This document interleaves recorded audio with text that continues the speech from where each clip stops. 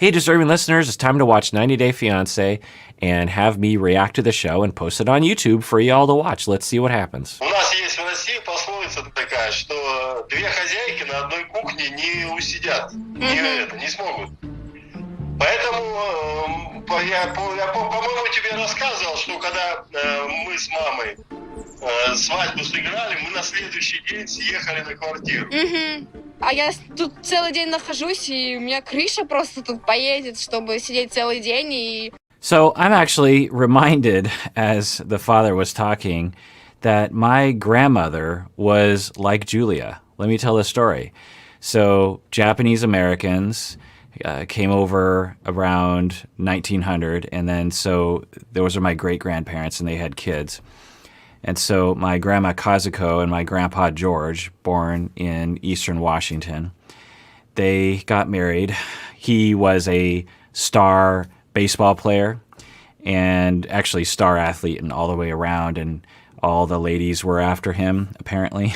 And my grandma was a shy woman that was after him and somehow snagged him. And the two of them got married, and he lived on a very poor farm in Wapato, which is in central Washington, which is a couple hours east of Seattle. They lived on a farm and with pigs and all the stuff, and the whole family, from what I was told, and I've seen pictures of it, lived in a very simple shack. If you saw it from afar, you would think it was a barn that you put hay in or something. But it was the house that everyone lived in, and I don't think there were any rooms. I think it was just one big room. And from my grandma's story that she told me, they just put up a sheet to separate their bedroom from the rest of the family. And she was on the farm, and her mother-in-law, a very strict Japanese-American woman, was very harsh on her and made her feel like she didn't matter. Then one day she went to my grandfather. So my grandmother is Julia, and she goes to my grandfather and says something like, I can't do this anymore. This is really hard on me. Some very short sentence, very short communication. And then he didn't say anything, and my grandma thought, well, I guess this is my life now. And then midnight or 3 a.m. or something, real late at night, she gets woken up by my grandpa, and he's packed all their stuff. They didn't have much stuff. And he says, we're leaving. And she's like, what do you mean? Where are we going? He's like, we're moving out. And they got in a car in the middle of the night, and they just drove off. They didn't say goodbye. They didn't confront. There was nothing that happened. And they lived happily ever after and had my father, and then my father had me. But it just occurs to me that my grandma was like Julia. Now we'll see if my grandpa is like Brandon. Он как глава семьи будущий, он должен решить этот вопрос сам. My dad's right, Brandon. Him not take care of me, him not shy, change situation, not fix problem. Why him start be man for me? Или хотя бы он, пока вы не сможете съехать, пускай он поговорит с родителями. In fact, I will show a picture of them right here. Or I'll show one picture, and then I'll show you another picture, and then I'll show you another picture. Those are my grandparents. And here's a picture of where they were on the farm. This is that family farm I was telling you about. And here's a picture of me and my grandmother a few years ago. This is before she died. She lived to be 101. And here's a picture of me and her. Thinking I say, this is not good idea. I say, Brandon, please. And Brandon promised me be moved soon. Him not say me day, him not say me month, him just say soon. But every time him have new problem for not moving. This is time for leave farm. Okay, so that's interesting. Every time that they talked about it, she was saying, we got to move out of the farm right from the beginning, even before she came. And he said, oh yeah, soon, definitely soon. And she would say, okay, when? When are we going to do it? And he would always have some excuse. So what's going on there? Well, as I've been saying from the beginning, there are two potential reasons that are very common in situations like this. I don't know if it applies. There's some indication of this with Brandon. That due to the way Brandon was raised, he has two problems. One is he doesn't have a connection with who he is. doesn't have a connection with what he wants. And thus, when there's conflict, he doesn't really know what to do because he doesn't have a goal. He doesn't have an overall goal. And we've kind of seen that in his behavior. In some ways, he seems to want to be with Julia and want to move out with her. In other ways, it seems like he wants to stay and never move out. Which one is it? Well, he might not even know. He might just change his goal in life based on what people are pressuring him to do. And he might actually, if he was to get in touch with himself, have a third goal if that doesn't involve Julia and doesn't involve his parents. Maybe there's some other thing that he would rather be doing. And so when you're raised in a way that denies you the opportunity to get to know your emotions, get to know your needs, then you don't know what you want. And we have this assumption that adults are in connection with that, especially if you have a connection with that. And I used to be this way as a young clinician. I didn't know that people walked around not being in connection with themselves. It just didn't make any sense to me. How do you not know what you want? How do you not know how you feel? Well, there are a lot of people who have been mistreated early in life and denied that opportunity to get in touch with that, and they don't have that.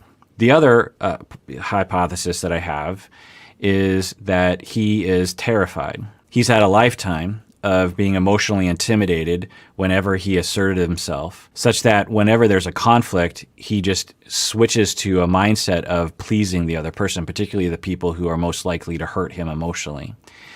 And we've seen that as well, that when he's with Julia and she's pressuring him, he's very nice to her. But as soon as they go around the parents, then boom, he changes his mind.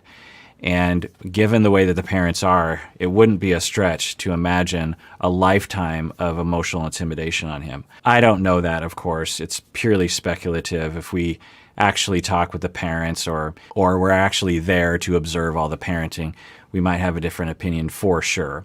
As a clinician, I understand that there's no way to assess that on a TV show, but it is something to think about, and we can use the show as a jumping off point for us all to evaluate for ourselves. For example, for you watching, ask yourself at any given time of the day, what do I want right now? What do I want to do? How do I feel? What are my needs? What are my goals in life? If you can't easily answer those questions, or you can't answer them at all, or the questions even bother you fundamentally, then you might have been denied that early in life and could do with therapy specialized in getting in touch with who you are. Therapy is a wonderful venue for that sort of thing. A therapist can non-judgmentally, in a non-intimidating way, ask you questions. How do you feel? What are your emotions? What do you want? And just continuing to ask those questions in a space where you feel safe usually gets people in connection with that. And if Brandon not be man, I don't need to stay with him.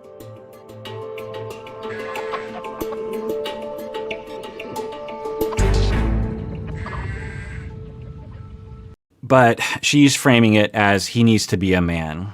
And this is a perspective that I've seen in Julia and also with other people on the show, which I don't think is helpful. To look at him and say, you got to man up. Well, if he is like a 2-year-old on the inside emotionally when it comes to asserting himself and knowing what he wants, that's not going to compute. And to say you need to man up or else I'm leaving you, and let's say he panics and says, okay, fine, I'll move out with you. Well, the fundamental problem with him has not subsided. It carries with him. And that fundamental problem will probably be a problem throughout his life until he gets therapy for it. So just telling him to man up or just telling him that he has to make a choice doesn't solve the problem. It solves the immediate problem, but not the bigger problem. I'm tired, go sneaky room like I'm baby. I'm done. Brandon, I know Brandon working right now, but I need to talk with him. I can't wait to talk with him later. I need now. Hey, you hear me? Yeah? I don't want to live here. What? I don't want to take care animals. I don't want to take care all what happened here. I hate. Okay, so Julia is reaching another threshold. She's basically been saying this from the beginning, so this shouldn't be news to Brandon. But she seems to be really emphasizing here. Now, Up until this point, Brandon has managed to say, oh, just give it a little bit more time. And then she's like, okay, I'll give it a little bit more time. So let's see what happens here. This place. Why? Brandon, well, you know why? I'm dirty. I look like pig. What's making you so upset? Because Brandon, I don't want to stay here. Julia. I won't leave now. I won't leave now. I don't want your parents say I need gold this. I need do this. I won't leave now. So I think a lot of viewers will be able to empathize with her in this situation. And for Brandon in this situation to say, Julia, what's wrong?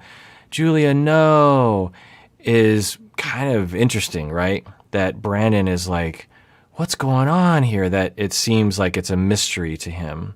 Now, on one hand, maybe it's not so much a mystery and he just wants to make it seem like it's strange as a way of trying to, I don't know, passively trick her into changing her mind.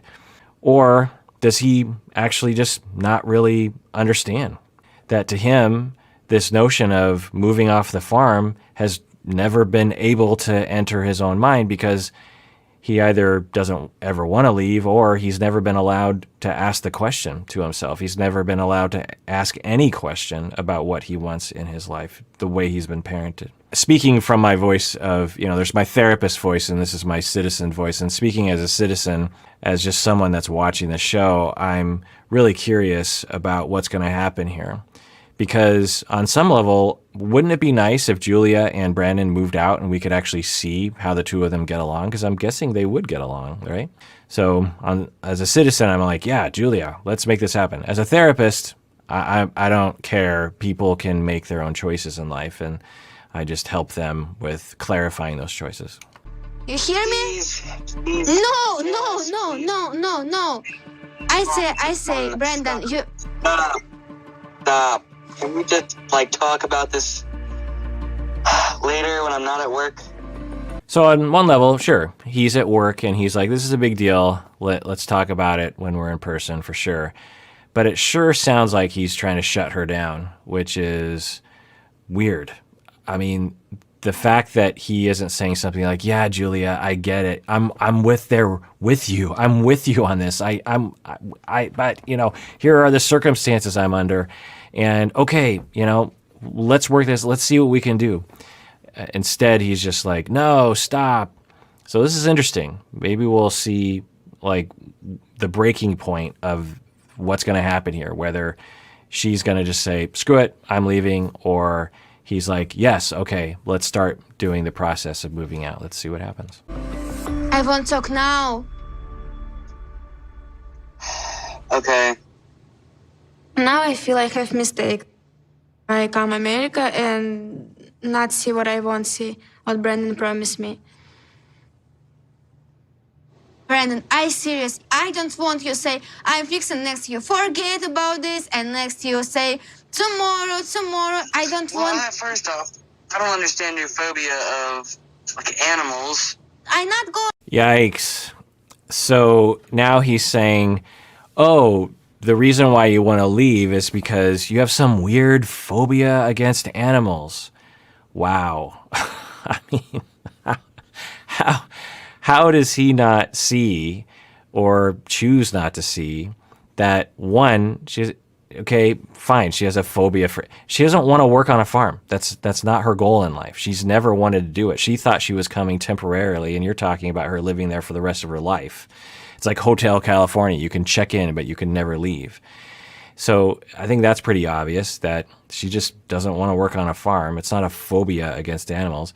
But more importantly, the fact that they're living under a roof with parents that are either actively trying to break them up, which it could be the possibility, but at the very least being an antagonist to their relationship in a variety of ways.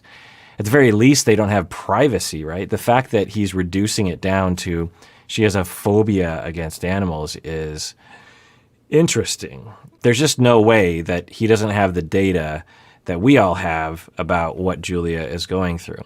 Now, what could be happening inside of Brandon? That's always the question. It's easy to look at Brandon and say, something wrong with him. He needs to man up. But we want to look a little bit deeper than that. We're more sophisticated, right? And so what's going on? Well, maybe he is so utterly terrified to the deepest part of his personality of disappointing his parents that this move away, we've seen him disappoint his mom in terms of the wedding date, right? It was during Mother's Day weekend, not on Mother's Day, but the day before. And he was willing to do that, but maybe moving out is really beyond what he's capable of doing, or he would incur so much anger and so much disapproval that he is utterly terrified of that. There's a possibility of that. There's a possibility that he just never actually wanted to move off the farm, that he's always wanted to live there, and he just hoped that Julia would be convinced or something. There's a lot of other possibilities, but let's continue watching. I won't leave now, Brandon. Not tomorrow, not after tomorrow. Now. If we not go, Brandon, I go Russia. You understand this? I not stay here. Right. She has essentially said this before to him, so he should not be surprised that she's saying this. And you don't care about this. You not fix problem, and I not feel you love me. And I don't love you too if you don't love me. Oh, Julia. I hate you now, Brandon. I hate you now. What's wrong with taking care of a few cute animals? Yikes. So he's still framing it as, what's wrong with taking care of a few cute animals? Wow. That is quite a spin on the reality that Julia is in. So this is interesting because up until this point, watching Brandon operate, it seemed like he was suffering and just trying to get by, trying to make everyone happy. But right now, he is actively trying to spin a terrible situation for her in a variety of ways into, you're a bad person because you don't like to take care of a few cute animals. So he is showing a side of him that we haven't really seen up until this point. It's interesting. Now, we might imagine where he gets this kind of coercion technique from. I don't understand it. You serious, cute animal? I hate you. Right. Two thumbs up to Julia. She is standing firm and recognizing coercion and, dare I say, gaslighting for what it is. Of, no, I know reality. And it's not just a matter of taking care of cute animals. That's a ridiculous statement. For her to be able to recognize that and not give into that pressure shows that she has maturity and a sense of self, and she was raised well enough so that she can detect that sort of thing and depend on the self. And in this moment, she really has to. No one around her is supporting her, or her dad. She talked to her dad on the phone. But at least in the immediate environment, everyone is trying to pressure her into staying on the farm and becoming a farm person. She is not having it, and it's good for her. Now, maybe Brandon will see the light and say, okay, you know what? Maybe I should move out. Maybe that'll happen. All right, well, that does it for that episode of Psychology in Seattle. Everyone out there, please take care of yourself because you deserve it. You really, really do.